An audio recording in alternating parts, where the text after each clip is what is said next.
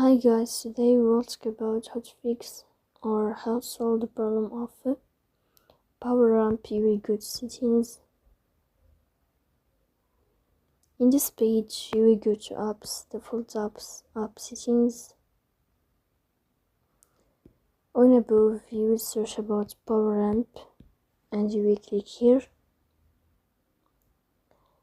Then in this page, you will click on first stop and you will click OK. Here you will enter the storage. Then we click on clear cache. In the end, you can turn off your phone and you can restart your phone again. So please don't forget to support us by like and subscribe. See you next time and thank you for your watching.